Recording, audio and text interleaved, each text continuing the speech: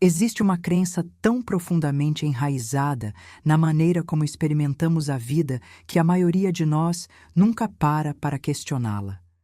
Parece óbvia, quase evidente. E vai mais ou menos assim. O que acontece comigo, acontece só comigo. A minha dor é minha. A minha cura é minha. Minhas lutas me pertencem. E o que consigo superar, supero em privado, separadamente, dentro dos limites da minha própria experiência. Parece bom senso. E, no entanto, esta lição vem dizer que essa é uma das incompreensões mais fundamentais que carregamos. Quando sou curado, não sou curado sozinho. Deixa isso pousar por um momento antes de continuarmos. Não como uma ideia poética, não como um conceito reconfortante, mas como uma afirmação literal sobre a natureza da realidade, sobre o que a cura realmente é e o que ela realmente faz.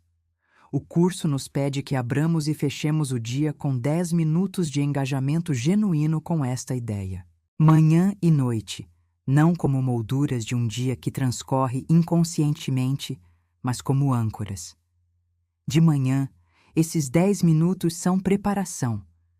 Você não está simplesmente lendo uma frase, você está estabelecendo o princípio operativo com o qual vai atravessar as horas que vêm. Você está escolhendo, conscientemente, a lente através da qual vai ver. E durante o dia, conforme cada hora passa, a prática continua com um retorno mais simples. Um único pensamento, revisitado com intenção. Quando sou curado, não sou curado sozinho. E eu gostaria de compartilhar minha cura com o mundo para que a doença seja banida da mente do único Filho de Deus, que é meu único ser. Não há nada complicado na mecânica disso. O que o curso pede não é elaborado. Ele pede presença, disposição e 1 minuto, só 1 minuto, de cada hora entregue a lembrar qual é a sua função aqui. E ao fechar o dia, esses 10 minutos retornam. Não para revisar o quão bem você se saiu, mas para fechar o círculo, para deixar a mente descansar na verdade que esteve praticando, ainda que imperfeitamente, durante todo o dia. O curso é claro. A disciplina importa aqui. Não rigidez, não culpa quando você esquece, mas um compromisso genuíno. Porque a prática não se trata de acumular méritos espirituais. Ela se trata de retreinar, lenta e consistentemente, uma mente que passou muito tempo acreditando no oposto do que esta lição ensina. Para entender por que a cura nunca é privada, precisamos entender o que o curso quer dizer com doença em primeiro lugar. A doença, neste contexto, não é primariamente algo que acontece com o corpo. É algo que acontece na mente. E em seu núcleo, a doença é uma declaração sobre a separação. Ela diz: estou à parte, sou diferente. O que te afeta não me afeta. O que é verdade para você não é necessariamente verdade para mim. Somos, no nível mais fundamental, seres separados vivendo vidas separadas dentro de peles separadas. O corpo se torna a prova definitiva dessa crença. Ele tem bordas, tem fronteiras, pode doer sem que ninguém mais sinta a dor. Pode estar doente enquanto todos ao redor estão bem. Que melhor evidência de que estamos, no final, sozinhos? E o mundo reforça isso constantemente. Temos sistemas inteiros construídos sobre o pressuposto de que a doença é individual, que está localizada aqui, neste corpo, e que curar significa consertar o que está quebrado nesta forma particular. Mas o curso desafia a premissa, não os sintomas, a premissa. Ele diz que a doença é uma retirada do outro, um fechamento da porta, uma recusa da união. E nessa recusa, a mente se fragmenta, não literalmente, mas experiencialmente. Ela começa a se experimentar como pequena, limitada, vulnerável e, em última instância, mortal. A crença na separação não afeta apenas como nos sentimos em relação uns aos outros. Afeta como nos experimentamos a nós mesmos. A cura, então, não é a reversão de sintomas físicos. A cura é a reversão dessa crença. É a decisão silenciosa, interna, mas enormemente poderosa de parar de concordar com a história de que somos separados. De aceitar, ainda que por um momento, que o que parece nos dividir não é a verdade final. E a consequência extraordinária dessa decisão, e é isso que a lição 137 está realmente dizendo, é que ela não pode ser tomada em privado. No momento em que você genuinamente solta a crença na separação, essa liberação se estende. Não como metáfora, não como exagero espiritual, como o derramamento natural do que a cura realmente é. Pensa assim: se a crença na separação é o que nos adoeceu, se o senso de estar desconectado, isolado e sozinho é a ferida, então curar essa ferida é, por definição, uma reconexão. E a reconexão não é um ato privado. Você não pode experienciar genuinamente a unidade estando isolado. Essa é a lógica do curso, e ela é impecável. A doença isola. A cura une. Portanto, a cura, no seu nível mais essencial, sempre alcança além do ser que parece ser curado. O curso também faz aqui um ponto que acho ao mesmo tempo surpreendente e importante. Ele diz que a cura é um contrassenso. Tendemos a pensar no caminho espiritual como um movimento que vai da ilusão em direção à verdade. E, em certo sentido, é exatamente isso que é. Mas enquanto ainda estamos sonhando, ainda dentro da experiência de um mundo que parece real, a cura opera dentro do sonho para desfazê-lo. Ela não confronta o sonho de fora. Ela o dissolve por dentro. É isso que o perdão também faz. O perdão não declara que nada aconteceu e que, portanto, você deveria estar bem. Ele vai mais fundo. Olha para o que parece ter acontecido e reconhece que a história do pecado, a história do dano permanente, a história do prejuízo irreversível, essas não são a verdade final. E nesse reconhecimento, algo muda. Não no passado, mas em como o passado é carregado. A cura funciona da mesma forma. A doença parecia real. A dor foi experienciada como real. O curso não te pede para fingir o contrário.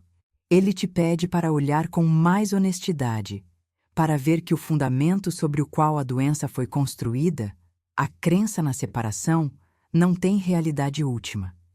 E à medida que esse fundamento se move, o que foi construído sobre ele não pode mais se sustentar da mesma maneira.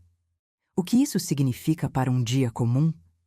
Significa que cada momento de escolher a paz em vez do conflito é um ato de cura. Não só para mim, mas através de mim. Cada vez que decido não responder a um ataque com um contra-ataque, algo no campo mental ao meu redor muda. Cada vez que solto um ressentimento que estive carregando, essa liberação não fica contida dentro da minha experiência. Ela se move. Isso não requer grandes gestos ou impacto visível. O curso é bastante deliberado ao dizer que muitas vezes eu não vou reconhecer aqueles que recebem o que dou. A cura que se move através de uma mente genuinamente comprometida com a paz nem sempre é rastreável. Não vem com recibo, mas é real. E essa compreensão muda toda a orientação da prática. Quando me sento de manhã por esses 10 minutos, não estou fazendo algo para mim mesma que pode incidentalmente beneficiar outros. Estou participando de um processo que é, desde o início, comunitário. Estou oferecendo algo, não através da performance, não necessariamente através de palavras, mas através da qualidade da mente que estou escolhendo habitar. E durante o dia, quando retorno a essa ideia a cada hora, mesmo que brevemente, mesmo que imperfeitamente, estou reafirmando minha função. não como alguém que trabalha em privado em direção à iluminação pessoal, mas como alguém que reconheceu que sua própria cura e a cura do mundo ao redor não são dois projetos separados. Há algo praticamente esclarecedor nisso. Quando curar parece egoísta, quando dedicar tempo ao trabalho interior parece um luxo ou algo que nos afasta de ser úteis, esta lição dissolve essa tensão. O trabalho interior é o trabalho útil. Uma mente curada que genuinamente soltou mesmo que uma fração do seu investimento na separação e no medo se torna uma fonte. Não porque tenta ser, porque é isso que ela é. Quero ficar com algo por um momento, porque acho que vale a pena considerar com honestidade. A maioria de nós já teve a experiência de estar na presença de alguém que estava genuinamente em paz, não performando paz, não usando linguagem espiritual para cobrir um interior em ebulição, mas realmente centrado, realmente aberto, realmente presente. E você sabe como isso é diferente. Não é neutro. Você não sai desse encontro sem ter mudado algo. Algo na qualidade do ser daquela pessoa alcançou algo em você. Sem esforço, sem estratégia, sem nenhuma intenção de curar ou ajudar ou influenciar. É isso que esta lição está apontando. Não que precisamos nos tornar alguma presença espiritual elevada, mas que a orientação da mente em direção à separação ou em direção à união, em direção ao medo ou em direção ao amor, nunca é privada. Ela sempre se estende, ela sempre alcança. A pergunta é apenas: o que estamos estendendo? E a resposta a essa pergunta não se trata do que dizemos, nem mesmo do que fazemos no sentido mais óbvio. Ela se trata da escolha fundamental à qual retornamos, momento a momento, sobre o que acreditamos ser e o que acreditamos que os outros são em relação a nós. Quando acredito que estou sozinha, quando a separação é o pressuposto de fundo de tudo o que faço, mesmo minhas ações mais generosas carregam um rastro dessa crença. São dadas de um ser isolado para outro. Parecem gentis, mas reforçam a mesma história que parecem superar. Quando começo, mesmo que tentativamente, a soltar esse pressuposto, quando a cura pode ser não algo que faço em privado, mas algo que flui através de mim, as mesmas ações carregam algo diferente. Não são mais transações entre seres separados. Tornam-se expressões de uma realidade que sempre esteve completa. O pensamento que carregamos hoje não é complicado. Suas implicações, no entanto, são vastas. Quando sou curado, não sou curado sozinho. Isso não está me pedindo que seja responsável pela cura do mundo de uma forma avassaladora ou exaustiva. Está me pedindo que reconheça que minha própria paz, minha própria disposição, minha própria virada gentil em direção ao afastamento da crença na separação, isso não é pequeno, isso não é privado.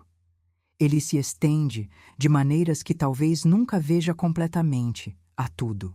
O curso diz: legiões e legiões receberão o presente que você recebe quando é curado. Não como hipérbole, como a descrição simples e factual de como a cura funciona. E então, a prática de hoje não se trata de atravessar o dia com bom comportamento, nem de alcançar algum resultado espiritual mensurável. Trata-se de lembrar, tão frequentemente quanto eu conseguir, tão genuinamente quanto eu conseguir, que o que estou fazendo dentro da minha própria mente nunca está selado do resto da vida. Curo-me com todos. Todos se curam comigo. A parede de separação que parecia tão sólida, tão real, tão definitiva, a cura revela que ela nunca esteve lá. Essa é a função de hoje. Esse é o presente de hoje. Quando sou curado, não sou curado sozinho. E eu gostaria de compartilhar minha cura com o mundo para que a doença seja banida da mente do único Filho de Deus, que é meu único ser. Muito obrigada. Nos vemos na próxima lição.